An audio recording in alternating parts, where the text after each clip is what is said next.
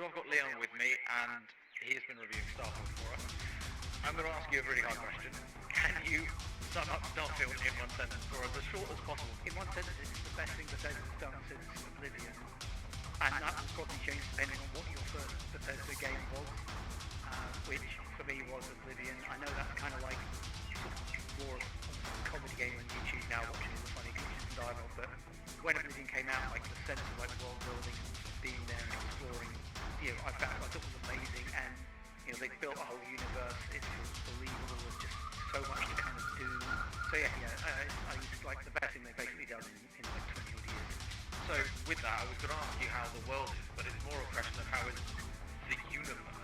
Yeah, it's lots of worlds. Obviously, there's loads of different planets, all the factions, all the planets. Everything sort of feels like it's like lots of games happening together. So Jemison, which is on New Atlanta, is the United Colonies. It's very kind of Star Trek-y, fighting aliens, which in this case is just like predators.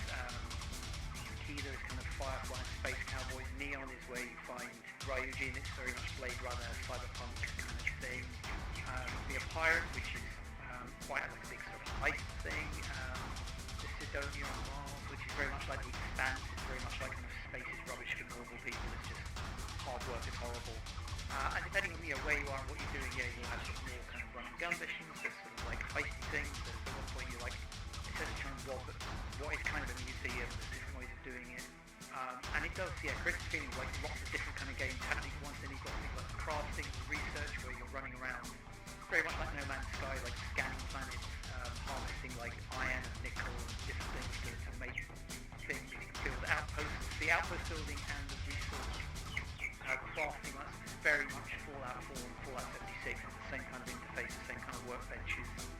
Shipbuilding is completely new and that's fantastic. Like I've lost hours just building ships. You basically have all these sort of different modules. You have like HAB modules, an engine module, and you slot it all together like a kit to make whatever sort of ship you want. You've got like balancing like engines. You can't have anything take too much power from the reactor or it won't work. Like I built a massive ship that only flew like 4 miles an hour because I'd taken the weight to the absolute limit of what the engines could handle. So I got into it thinking I built like this sort of massive Star Destroyer, Battlestar Galactica thing, and I hit the engines and it was like 30 miles an hour. And I was like, okay, just gonna turn this one around. So I've got my main ship, which you start off upgrading. You can go straight to shipbuilding. It's very complicated. It takes a bit of learning. There's a basic option where you can just choose to upgrade, and if you select the engines, it'll show you if there's any better engines. So you basically just buy some better engines, buy some better reactors, buy some better guns, and that's how you sort of start leveling it up. And after I've done that a little while, I was able to kit out, build a big ship. I'm not like building them big because I want anything like huge and powerful. I just like having like lots of rooms and things to walk around in. So I put loads of windows in, I put lots of floors, like I can walk around the ship and look out and see the planet. But you can just build an engine with guns on. I've got a couple of ships that are literally just an engine, a cockpit, and some guns, and that's it. Very much like the Rosie in the Expanse. It's a gunship, but it's literally an engine, a cockpit, and some guns. My ultimate goal, I think, is eventually to build like kind of a big Federation ship. Again, not so I want it to be powerful, I just want to have lots of rooms and lots of space and to walk around. So you can do anything, and that's been probably my biggest sort of vice in terms of not completing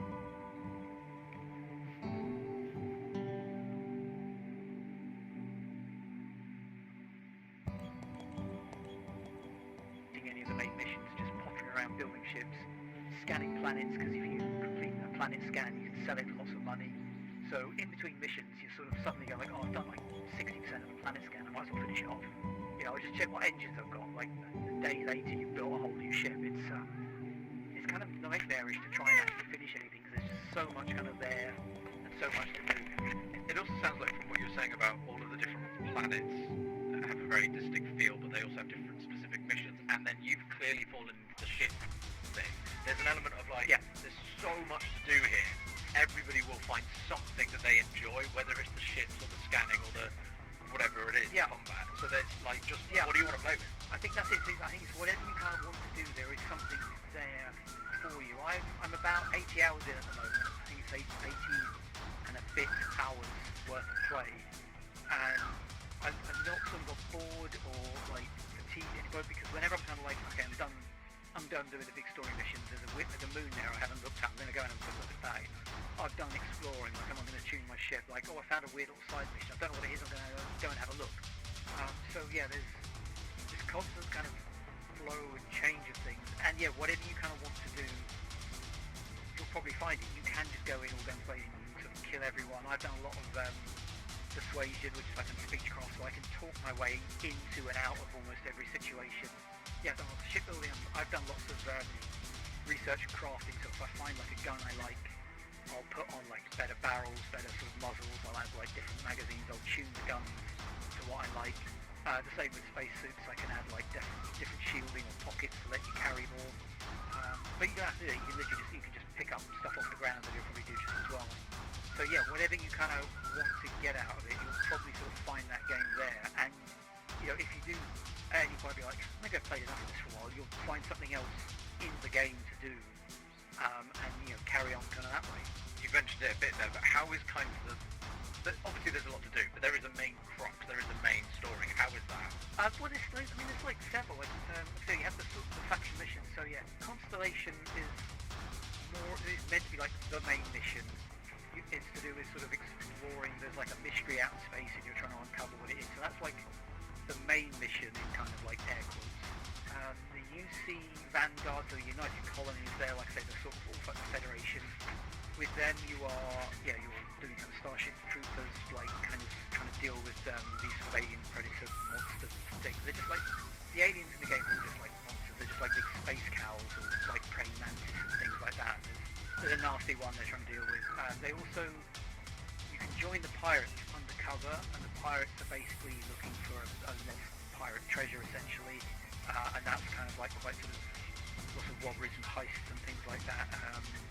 Ryujin is corporate espionage, so you're like trying to steal things from offices or plant evidence, that sort of thing. And so they all have their own kind of distinct stories and their own kind of vibes.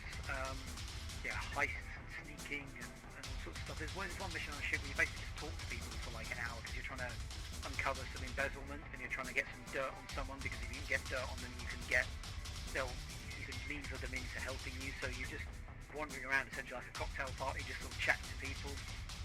There's a heist where you can do one of about 4 different things to steal the thing you're there to steal. But I went back and like reloaded the save because I wanted to see which is like the best, and there isn't the best version, is like which one you like the most essentially. That's nice. That seems, again, variety in it seems absolutely insane. It's just because of the games they've made before have such a long end game to a certain extent with the games that come before, with Oblivion and Skyrim, where people just keep playing them over and over. Do you think this might have that kind of longevity in that people will be playing this in 10 years? I think so, yeah, because there are, like I say, the main sort of faction and story missions are big, they're ongoing, they're quite long, like in a good way, there's a lot to do there. There's loads of weird or random things to find. There's lots of different ways to do everything. Like, I'm being nice at the moment, but I think, you can be nasty, you can kill everyone, you can stealth it. It's got a bit more, because of the way you can sort of kit out your skills and abilities, there is a little bit more of, you could talk your way through things, you can use tech, you could use gadgets, and so there's a little bit more of that, so you could replay it with different kind of role-playing kind of intents. And then there's like procedural stuff. Not procedural, there's like randomly generated stuff. Like if you go to like just a random planet that doesn't really have much on it, you will find some abandoned bases, you'll find some caves, there'll be enemies, there'll be loot. And there's kind of like an ongoing kind of amount of that. And I've not done a huge amount of them yet, but some of the bounty missions and things where you have to deliver, 5,000 iron to Jemison, things like that, I think they will just sort of keep going. And you'll set up an outpost to mine iron and it'll ship off, and you'll tick that off, or there'll always be get expanded planet-wide. So that kind of stuff goes on forever. But I think just the core game alone, there's hundreds of hours of kind of like just completing it the first time, but then also go back and be like, I want to be big on guns, I want to be big on stealth, I want to play it like this, I want to play it like that. I haven't got to the outer reaches of kind of shipbuilding yet, but I know that I've seen a few warnings where, like, if you build a ship past a certain size, you just can't land on planets. So, I think, there's that sort of level of, you could just build ships and just kind of do all that. As long as you're okay with them going 10 miles an hour. Well, if you get the engines right, balance all the reactors and stuff, then you can get like a good turn of speed. But yeah, like I pushed the absolute limits of what I had It still sounds like fun though. It sounds great. Like it's the sort of the potential is kind of unlimited really. So, are there any negatives with it? I know that Bethesda had a bit of a ropey innings with some of the gunplay in their previous games, but how is it in there? The gunplay is good. Fallout, the gunplay in Fallout's always been a bit of a kind of like controversial, but people have strong opinions on Fallout's gunplay because it feels a bit bracky and lightweight. This it feels nice. The guns feel good. It's got quite a lot of impact to it. There's a lot of variety between sort of ballistic weapons and laser weapons, particle beams, mag arrays. Their new thing, which is like the magazine and the barrel is like one whole thing. So you'll have like a mag rifle that has like essentially like 20 tiny little barrels, and it can almost like fire them all at once. Magnetically, they're really good fun. Like all the guns are like, you find something, oh, it's cool, it's fun. Everything has a lot like punch to it. So there's a lot of like, you find something you like it, you use it until like the numbers are no longer sort of valid. Like you've got other guns that do more damage, but you end up with one you like that you stick with until the last possible moment. There's a few weird things where skills are kind of almost feel like some skills are completely locked off. Where so in the past, say for example, stealth, you could sort of sneak around and you'd be bad at it, and you could still get away with it without putting points into stealth. Stealth skills make you better. This feels a bit like how stealth doesn't work at all until you put any points into it, and then you unlock a stealth meter, and then that sort of progresses. You can't lock. I can't pick any pockets because I haven't unlocked that as a skill yet. So that's kind of interesting in that there are some things you used to be able to do badly and would spend points on to get better at. You just can't do until you've unlocked the base level. And the way you do skills is different now, where if you earn a skill point, you can either unlock a new skill or upgrade an existing one. So there's a real kind of like weight to your choices now. Do you unlock loads of things and kind of be sort of not great at a lot of things, or do you drill into getting better at some things? Like I've put a few repeat points into, say, ballistic weapons, because I've found use a lot of ballistic guns, so I've been leveling up the weapons damage, but it means I'm not getting a new skill because I've put, say, 3 points into ballistics instead of 3 new skills. Shipbuilding as well, you can't fly certain ships and you can't use certain components until you've leveled up your sort of shipbuilding skills. But again, you can just steal a ship in space and get new ships that way. So you take what you want, go after the things that appeal to you. If you put it all into ballistic, you could just go steal the ship. ऐसे videos इस channel में आते रहेंगे तो like share and subscribe कर देना दोस्तों, ठीक है? Boarding them in space and just, oh my god. Well, that sounds really promising. So, bearing all that in mind, the positive and the negatives, what score are you going to give it out of 5? It's 5 stars for me. I think it's something especially because they've done it in years. It's fun.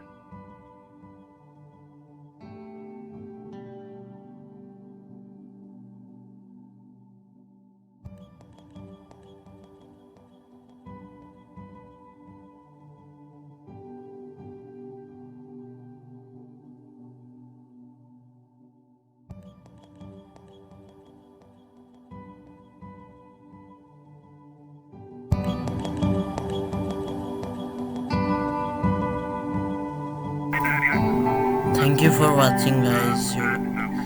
यह बहुत अच्छा है content, हम सबको पता है बहुत अच्छा कंटेंट है।